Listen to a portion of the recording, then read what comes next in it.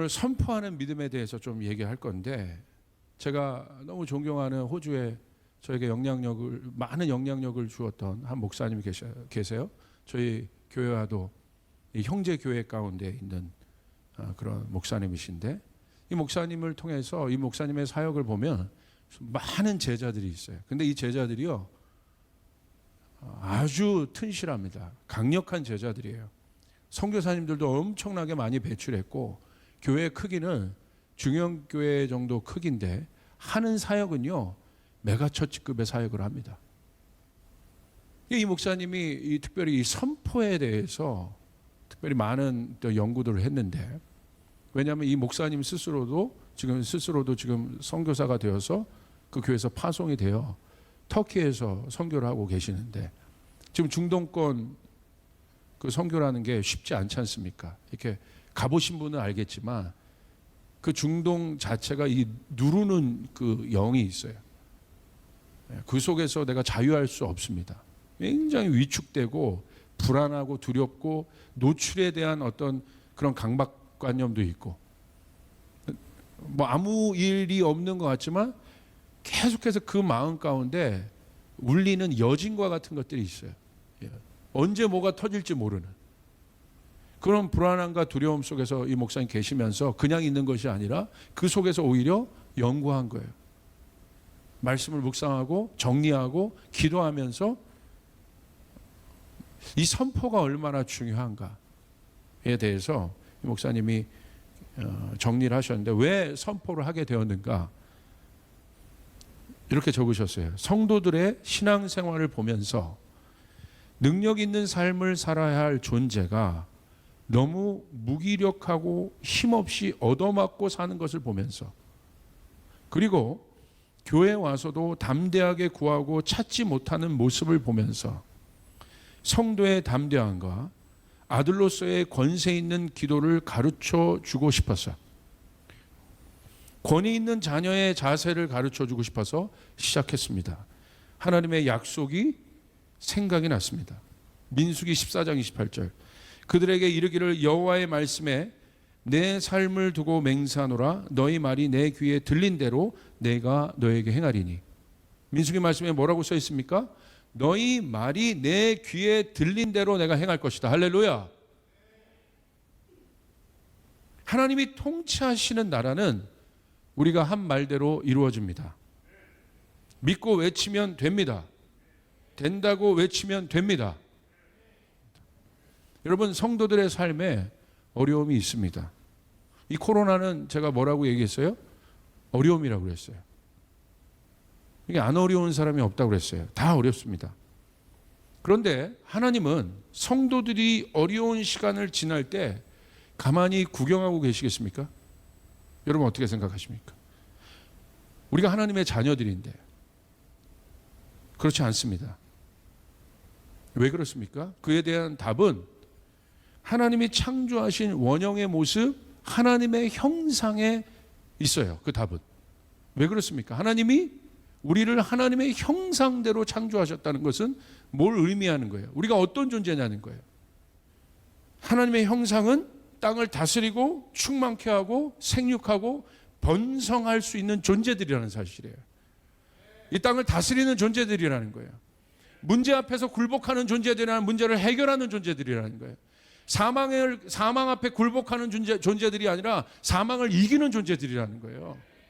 슬픔 가운데 묶여있는 존재들이 아니라, 저주 가운데 묶여있는 존재들이 아니라 그 저주를 축복으로 바꾸는 존재들이라는 것이에요. 특별히 어려움의 상황은 성도들의 마음을 어렵게 하거나 위축하게 하거나 또 되게 하거나 약해지게 합니다. 그런데 여러분, 결국 이게 모든 것이 마음의 문제인데, 어려움이 오면 뭐가 제일 힘들어요? 그것이 질병, 어떤 병의 문제든 어떤 관계의 문제든 재정의 문제든 어려움이 발생을 하면 어디에 영향을 줘요? 마음에 영향을 줘요. 그런데 이 마음의 이 위축됨이나 어려움이나 이 두려움은 뭘로 나타나냐면 말로 나타납니다. 왜 말이 중요한가? 말은요, 마음에 있는 것들이 표현되는 거예요.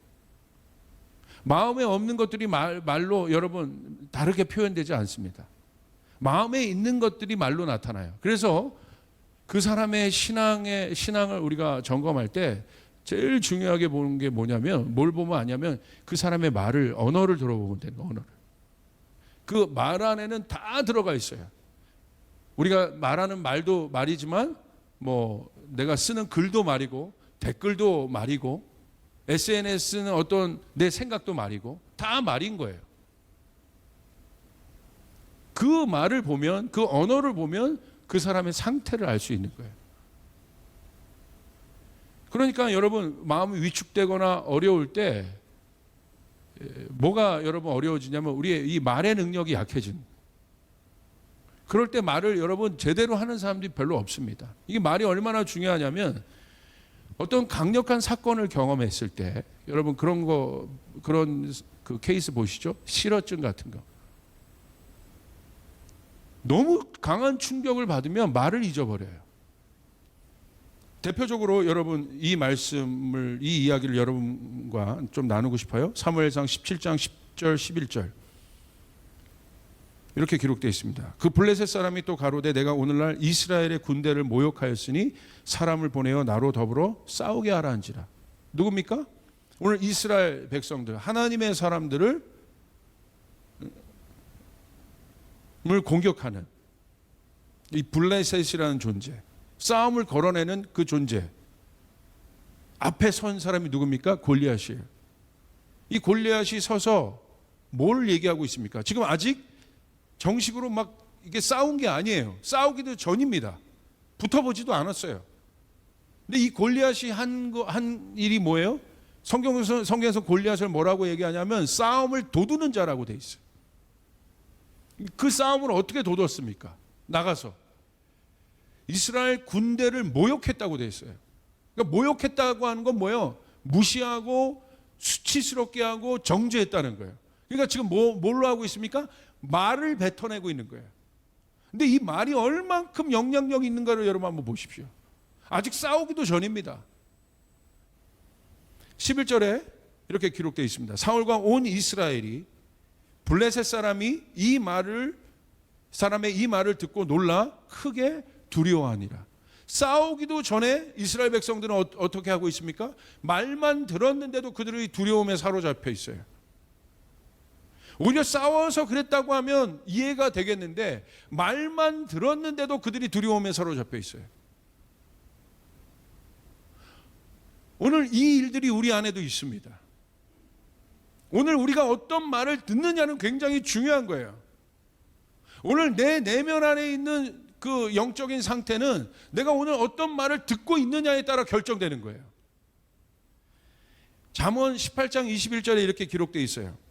죽고 사는 것이 혀의 권세에 달렸나니 혀를 쓰기 좋아하는 자는 그 열매를 먹으리라. 잠언 말씀 보십시오. 이 새치혀가 얼마나 권세가 있는지 여러분 나와 있어요. 어떤 권세가 있어요?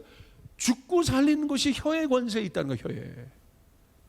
이 혀가 아무것도 아닌 것 같지만 이 새치혀가 오늘 잠언 말씀을 보니까 어떤 능력이 있어요? 죽고 살게 하는 능력이 있다는 거예요.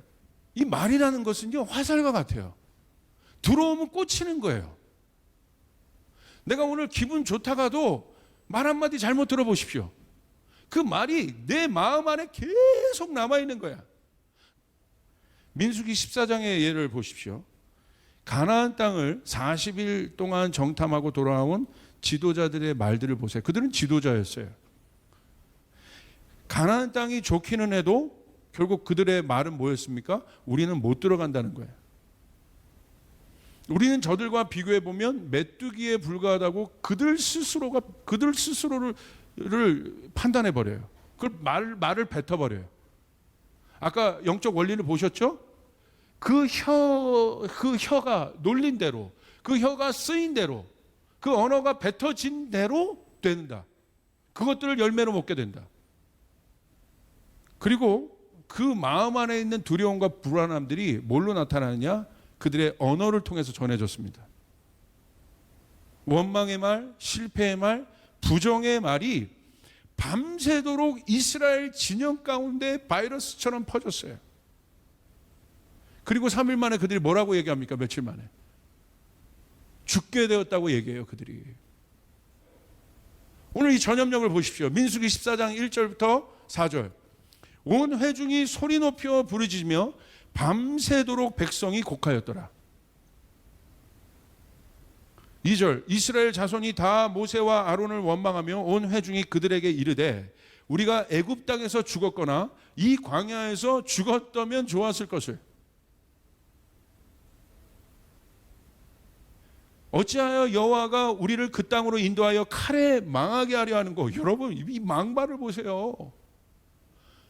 주님께서 10가지 재앙을 통해서 이스라엘 백성들을 보호하시고 그들을 홍해바다의 기적을 경험하게 하시고 만나와 메추라기로 먹이시고 초자연적으로 구름기둥 불기둥으로 그들을 이끄셨는데 결국 이들의 입에서 나오는 망발을 보시오. 망발을 뭐라고 얘기합니까? 주님이 여호와가 우리를 그 땅으로 인도하여 칼에 망하게 하려고 애굽에서 우리 잘 있었는데 우리 꼬드겨서 우리 선동해서 결국은 갖고 놀다가 광야에서 가나안 땅에서 저 엄청난 가나안 거민에게 그 칼에 우리를 죽게 하려고 우리를 데리고 왔다. 이 어마어마한 말들을 보세요. 이 어마어마한 말들을 지금 내뱉고 있는 거예요. 하나님은 뭐라고 하시냐면 아까 여러분에게 읽어드렸던 그 말씀에 민수기 14장 28절 엄청난 걸 선포하십니다. 그들에게 이르기를 여호와의 말씀에 내 삶을 두고 맹세하노라. 주님 맹세하십니다. 너희 말이 내 귀에 들린 대로 내가 너에게 행하리라. 할렐루야. 내 말이 뭐라고 하시냐면 이게 굉장히 중요한 건데 너희 말이 내 귀에 들린 대로 내가 행할 것이다. 이거는 굉장히 중요한 말씀이에요. 우리에게 주권을 주시는 거예요. 우리의 언어가 우리가 어떤 존재인가를 여러분 하나님이 한 번 더 각인시켜 주시는 것이에요. 정말 하나님은 대단한 분이세요. 네가 저주를 말했기 때문에 너가 그렇게 될 것이다가 아니라 오늘 말씀대로 보면 너희 말이 내 귀에 들린 대로 내가 너에게 행할 것이다. 그러므로 사랑하는 여러분, 우리는 믿음의 말을 해야 되는 것입니다. 우리는 생명의 말을 해야 되는 것입니다. 우리는 비판이 아니라 대안의 말을 해야 되는 것이에요. 우리 안에 평강이 깨지고 상황으로 인한 두려움과 위축됨으로 가득한 것은 여러분 영적인 이유가 있습니다. 그럴 때 우리는 영적인 면을 봐야 돼요. 왜냐하면 마귀는 이 영적 원리를 영적인 존재이기 때문에 너무 잘 알고 있습니다. 그래서 마귀는 우리의 혀를 장악하기를 원해요. 이 혀를 붙잡았다는 건, 이 혀를 장악했다는 건 뭘 말합니까? 마음을 장악했다는 거예요. 우리의 말은 우리의 마음과 연결되어 있기 때문에, 우리의 생각과 연결되어 있기 때문에 안에 있는 것이 밖으로 나오는 것이에요. 우리가 그리스도인이라면, 하나님을 아는 청년들이라면, 그 하나님의 형상이라면 우리가 어떤 소리를 듣고 있어야 되는 거냐는 거예요. 우리는 결정해야 돼요. 하나님의 말씀을 들어야 되는 것입니다. 하나님의 말씀을 들으면 언어가 바뀝니다. 하나님의 말씀을 들으면 생각이 바뀝니다. 하나님이 여러분 천지 창조를 하실 때 창세기를 보십시오. 하나님이 말씀으로 천지를 창조할 때 설명했습니까? 태초에 하나님이 천지를 창조하셨다라고 되어 있는 거지. 선포되어 있습니다. 설명하지 않으셨어요. 성경은 설명으로 시작하지 않아요. 선포로 시작합니다. 근데 어떤 일이 일어나는 줄 아세요? 태초에 하나님이 천지를 창조하셨다. 이 한 구절을 일로 시작되잖아요. 이 한 구절을, 이 선포를 아멘으로 응답하는 사람에게는 66권이 열립니다. 여러분 선포란 건 뭐냐면 왕의 명령으로 이해하시면 되는 거예요. proclamation. 이거는 정치적 용어입니다. 특정한 상황에 왕의 명령을 받은 사람이 가서 공포하는 거예요. 빰빰빰빰빰빰빰빰 들을지어다 백성들아 왕이 공포하신다. 이게 proclamation이에요. explanation이 아니라. 그래서 proclamation은 성도들에게 있는 권세입니다. 여러분을 주님이 왕 같은 제사장으로 삼으셨습니다. 할렐루야. 선포하는 거예요. 선포하는 거. 이 말씀, 하나님의 말씀. 마태복음 24장 14절에 선명하게 나와 있어요. 이 천국 복음이 모든 민족에게 증언되기 위하여 온 세상에 전파되리니 그제야 끝이 오리라. 자, 천국 복음은 뭐라고 돼 있습니까? 영어로 보시면 This Gospel of the Kingdom이라고 돼 있어요. 왕이 다스리는 나라의 복음이라는 거예요. 기쁜 소식. 왕의 뜻. 근데 그 왕의 뜻이 왕이 다스리는 나라, 미국의 가스펠이 아니고 한국의 가스펠이 아니고 어떤 민주주의 나라의 가스펠이 아니고 킹덤, 왕이 도미니언하고 있는, 왕이 다스리고 있는 그 나라, 그 나라의 복음이 어떻게 전파돼요? 여러분 설명이 아니라 뭐라고 돼 있습니까? will be preached라고 돼 있어요.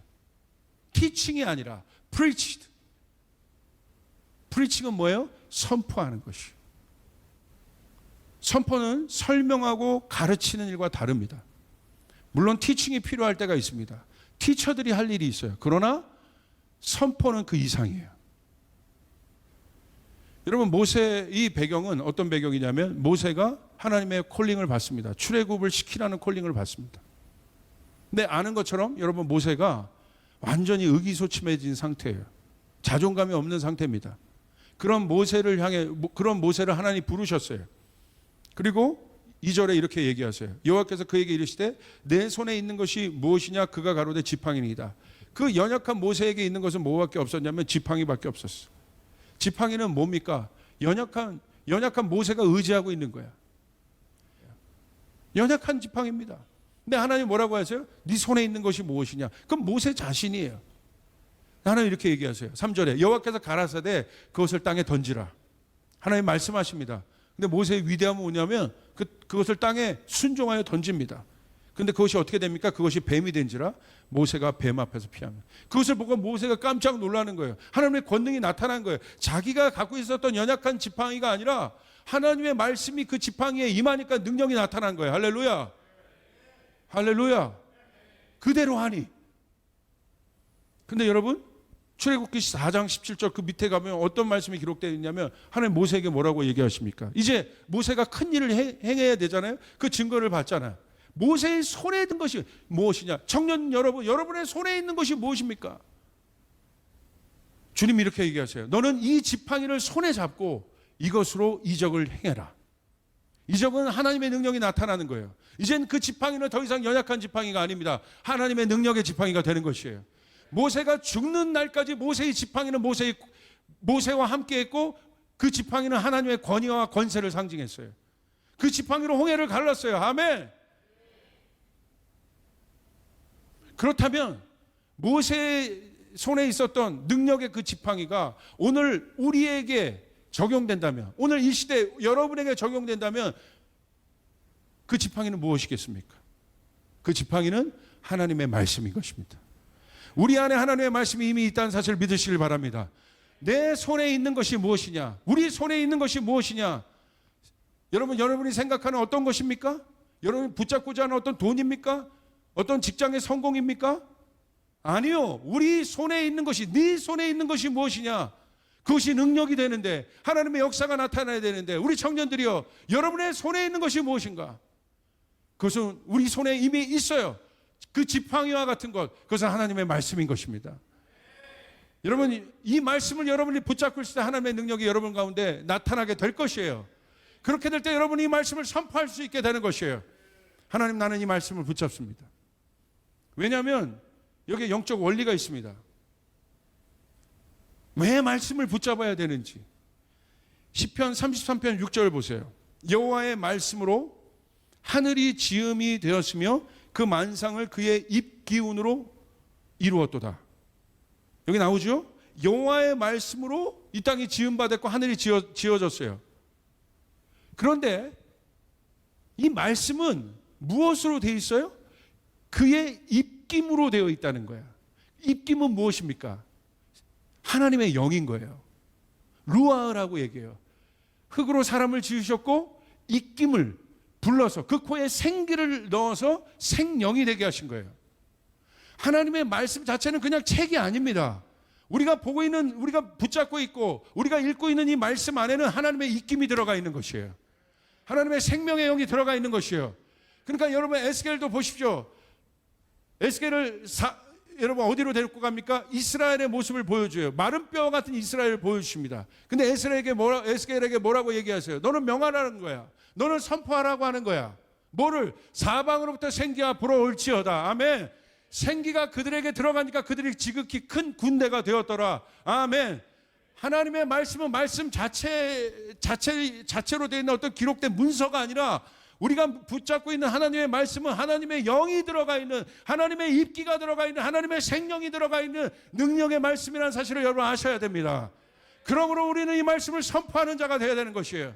우리가 말씀을 선포할 때 그냥 이 말씀 자체, 그가 소리로 끝나는 것이 아니라 이것이 생명이 된다는 것이에요. 원래 호흡이란 것은 폐에서부터 이렇게 나오는 거예요. 숨. 우리가 말을 할 때 호흡 없이 말할 수 있습니까? 하나님의 말씀이 호흡에 묻어 있다는 거예요. 하나님의 영에 묻어 있다는 거예요. 절대 따로 갈 수 없다는 거예요. 우리의 말이 우리의 호흡과 따로 갈 수 없다는 것이에요. 여러분 베드로후서 3장 5절에도 이렇게 기록되어 있어요. 이는 하늘이 옛적부터 있는 것과 땅이 물에서 나와 물로 성립된 것도 하나님의 말씀으로 된 것을 그들이 일부러 잊으려 함이라. 여기 얼마나 강력한 말씀이 있습니까? 이 모든 만물들이 하나님의 말씀으로 창조되었다는 거예요. 그런데 사람들이 그것을 일부러 잊는다는 거예요. 이게 진짜 악한 백성들이에요. 이게 죄인들의 모습들이에요. 이사야서 55장 10절 자 보세요. 이는 비와 눈이 하늘로부터 내려서 그리로 되돌아가지 아니하고, 비와 눈이 하늘로부터 내립니다. 이건 자연의 원리입니다. 비와 눈이 한번 내린 눈과 비가 여러분 하늘로 돌아가는 것을 보았습니까? 한번 내린 비와 눈이 어떻게 한다는 거예요? 땅을 적셔서 소출이 나게 하며 싹이 나게 하여 파종하는 자에게 종자를 주며 먹는 자에게 양식을 줌과 같이, 한번 떨어진 비와 눈은 이미 한번 떨어졌으면 돌아갈 수 없다. 근데 그것이 어떤 능력을, 어떤 효과를 가져와요? 어떤 영향력을 줘요? 싹이 나게 하고 종자를 주고 먹는 자에게 양식을 줘요. 11절 이와 같이 내 입에서 나가는 말도 이와 같이, 앞에 10절에서 읽었던 것처럼 오늘 내 입에서 나가는 말도 이와 같다. 한번 떨어진 눈과 비를 주워 담을 수 없듯이 오늘 내 입에서 선포된 말도 나가는 말도 이와 같이 헛되이 내게로 되돌아오지 아니하고 나의 기뻐하는 뜻을 이루며 내가 보낸 일에 형통함이니라. 할렐루야. 그러므로 사랑하는 여러분, 우리는 어떤 말을 해야겠습니까? 말의 법칙이 있어요. 말은 잘하고 타고나는 것이 아니라 배우는 것입니다. 오늘 그 사람의 언어는 어디서 배웠느냐에 따라 결정되는 거예요. 타고난 게 아니라는 거예요. 배운다는 건 뭐예요? 말을 잘하기 위해선 말은 배우는 것이다. 듣는 거라는 거예요. 듣는 거. 내가 오늘 선포한 말을, 이 선포가 중요한 이유는 선포한 말을 내가 듣는 것입니다. 그게 배운다는 거예요. 그러므로 우리는 하나님 말씀을 선포해야 되는 것이에요. 선포와 함께 내가 듣게 되는 거예요. 그러므로 성경에는 온갖 종류의 축복의 말씀, 위로의 말씀, 용기의 말씀, 힘을 주는 능력의 말씀들이 가득합니다. 여기에 그것들로 가득해요. 돌파의 말씀, 축복의 말씀, 위로의 말씀. 그 말씀을 내가 선포할 때 그 말씀을 내가 듣는 거예요. 그렇게 될 때 나는 하늘의 언어를 배우게 되는 것이, 내 언어가 달라지게 되는 것입니다. 사랑하는 여러분, 어렵고 힘들고 낭망에 있을 때는 하나님의 말씀을 선포하는 겁니다. 선포할 때 여러분의 언어가 달라지고, 여러분의 언어가 달라졌다는 건 마음이 달라졌다는 거예요. 그 시점이 있습니다. 여러분 그렇게 되시길 주님의 이름으로 축복합니다.